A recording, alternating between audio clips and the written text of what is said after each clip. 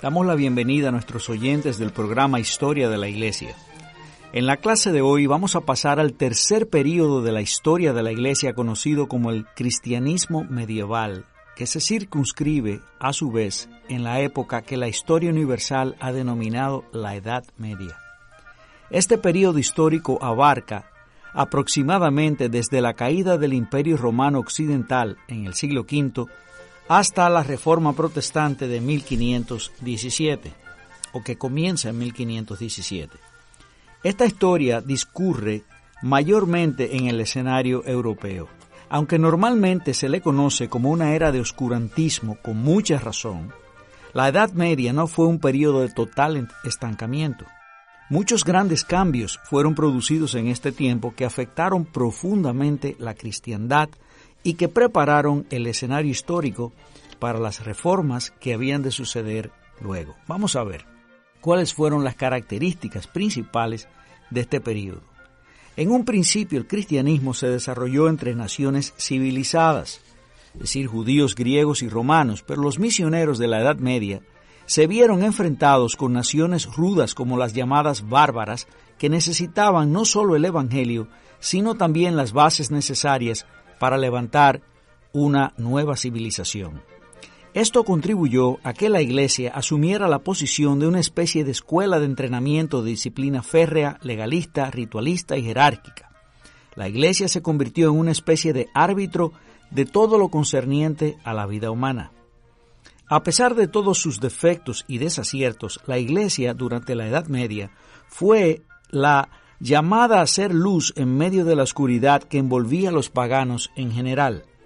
Fueron los monjes quienes asumieron la responsabilidad de transmitir a las generaciones siguientes no solo la Sagrada Escritura, sino también los tesoros de la literatura cristiana y de los escritos de los padres de la Iglesia.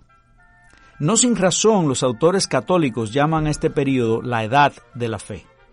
Durante este tiempo surgen grandes leyendas acerca de la vida de los santos y todo el mundo creía en lo sobrenatural y en lo milagroso.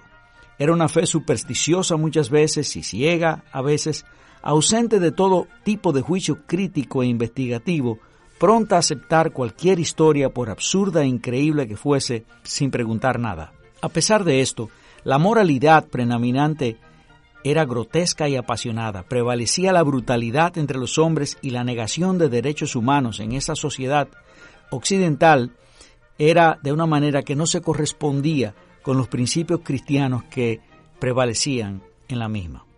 Otra característica principal de esta época es el poder que alcanzó la Iglesia de Roma. Se podía decir que ellos controlaban la vida del hombre desde la cuna hasta el sepulcro. Monopolizaron la enseñanza, la ciencia, el arte, haciendo uso de ellos solo para el beneficio de la Iglesia de Roma. Fundaban universidades, edificaban catedrales, ponían y quitaban reyes, fomentaban guerras, bendecían y maldecían. Ese era el transcurrir de esta época. Y a pesar del poderío que la Iglesia alcanzó, no pudieron evitar constantes brotes de oposición desligados unos de otros durante todo este periodo. A pesar de la cruel persecución que la Iglesia sostuvo contra esos grupos, nunca cesaron las protestas contra la corrupción y la tiranía del papado. Entre los elementos que contribuían al levantamiento de estas protestas podemos mencionar el espíritu nacionalista que veía con malos ojos la centralización absoluta de la jerarquía romano-católica, el reavivamiento del estudio de la Biblia y de los clásicos y finalmente la corrupción moral que minó todos los estratos de la Iglesia de Roma. ¿Cuáles son los principales temas que vamos a tratar cuando hablemos del cristianismo medieval? Hablaremos de la evangelización de los bárbaros, del monasticismo, del surgimiento del Islam, del Sacro Imperio Románico Germánico, de la división entre la Iglesia oriental y occidental, acerca de las cruzadas, acerca de los teólogos medievales, el papado y finalmente tocaremos los precursores de la Reforma Protestante. Así que comencemos hoy a hablar acerca de la evangelización de los bárbaros durante la Edad Media. Ya habíamos mencionado anteriormente que el Imperio Romano en la parte occidental comenzó a desmoronarse por las invasiones y ataques de los bárbaros. Las razones de la caída de este imperio son profundas y son muy extensas para ser el motivo de este programa de radio. Se debe tomar en cuenta que los bárbaros no eran un grupo en particular, eran diferentes grupos étnicos que estaban fuera de las fronteras del antiguo Imperio Romano, muy diversos, y que a veces estaban luchando entre sí. Pero poco a poco fueron penetrando en el Imperio Romano Occidental y ya a finales del siglo V, dicho imperio había quedado dividido en una serie de reinos bárbaros. Una aclaración muy importante aquí es que algunos de estos invasores bárbaros que conquistaron porciones del Imperio Romano Occidental ya eran cristianos. Debido a la influencia de los cristianos de la parte oriental del imperio, algunos bárbaros habían aceptado el cristianismo, aunque bajo la versión arriana, es decir, era una herejía que negaba la deidad de Cristo, ya que la influencia cristiana a esos grupos de parte del cristianismo oriental ocurrió cuando el arrianismo estaba en su mayor apogeo, que fueron ganados muchos de estos bárbaros.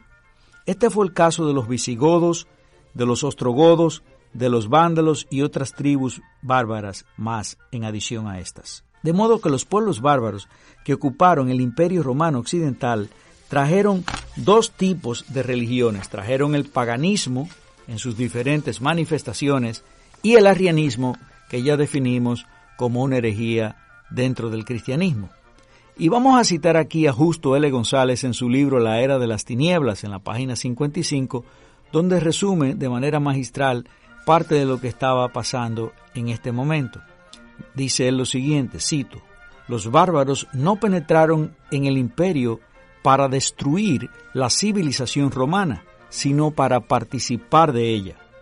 Por esta razón, la mayoría de ellos olvidó las lenguas bárbaras y comenzó a hablar, mal o bien, el latín, es decir, la lengua del Imperio Romano. Este es el origen de nuestras lenguas romances y modernas. De igual modo, los bárbaros abandonaron sus viejas creencias y acabaron por aceptar la de los pueblos conquistados, y este es el origen del cristianismo occidental, tal y como lo conoció la Edad Media». Fin de la cita. Hablemos un poco acerca del origen del monasticismo. Debido a estos antecedentes precristianos, algunos entienden que el monasticismo encuentra su origen en la influencia que el paganismo ejerció sobre la iglesia cristiana con el paso del tiempo. Este razonamiento, aunque aparentemente lógico y atractivo, no tiene apoyo suficiente de la historia, sobre todo si tomamos en consideración que muchos de los defensores de la fe cristiana, aún contra el paganismo de los primeros siglos, aprobaban la vida monástica, como es el caso de Atanasio, Crisóstomo y Agustín, entre otros. En este sentido, debemos tener cuidado de distinguir dos tipos antagónicos de ascetismo que aparecieron en la Iglesia en sus primeros años: el que se originó en los conceptos gnósticos y dualistas, que sí poseen un origen pagano, y el católico, el cual buscaba una forma de llevar a la práctica la autonegación cristiana y un desarrollo de la perfección espiritual y moral. El primero, es decir, el de origen pagano, ve una dualidad irreconciliable entre la mente y la materia, mientras que el segundo, es decir, el cristiano, percibe una lucha entre la carne y el espíritu. Podemos decir que los gérmenes del monasticismo los encontramos tan lejos como la segunda mitad del siglo II, aunque unos van más lejos y afirman que debemos comenzar desde la misma iglesia primitiva, sobre todo en el corazón de algunos judíos cristianos. Y aquí podemos recordar aquellas comunidades de esenios que se retiraron al desierto y vivieron allí en cuevas. Ya para la persecución del emperador romano Decio contra los cristianos primitivos, podemos encontrar algunos casos excepcionales de cristianos que hicieron del desierto su hábitat, aunque en su mayoría eran personas que estaban huyendo de las persecuciones. Pero lo más común era encontrar personas de tendencias ascéticas que vivían cerca de sus congregaciones y hasta en medio de sus familias. Pero luego de la conversión de Constantino, con todas las consecuencias que eso trajo para la Iglesia, el retirarse a zonas desérticas para alcanzar el cristianismo ideal tomó fuerza extraordinaria, y esto por dos razones básicas. La primera fue como una reacción en contra de la mundanalidad que se estaba introduciendo aceleradamente en la Iglesia como consecuencia de la aceptación social del cristianismo por parte del emperador Constantino y subsiguientes gobernantes del Imperio Romano de Oriente, que trajo que a la Iglesia penetrasen muchas personas que realmente no eran convertidos. Y segundo, como la búsqueda voluntaria de un sustituto del martirio cristiano. Muchas personas hacían ver de una manera romántica el cristianismo, el martirio cristiano, y como ya no había una persecución, esto era el sustituto ideal para eso. El monasticismo como tal nace en Egipto, ya que allí se conjugaron toda una serie de factores culturales, religiosos, filosóficos y hasta geográficos que brindaban al movimiento un marco perfecto para su desarrollo. Veamos ahora la importancia que tuvo el monasticismo en la Edad Media. ¿Qué rasgos positivos tuvo y qué rasgos negativos tuvo? Veamos los rasgos positivos. Primero, fueron los únicos centros de cultura y saber de la época. Por razones circunstanciales, los monasterios se convirtieron luego en escuelas. Los monasterios de la Edad Media sirvieron para preservar muchos de los libros que eran ignorados por la mayoría de la gente, incluyendo manuscritos de las Escrituras. Algunos de estos monjes podían leer, aparte del latín, el griego y el hebreo.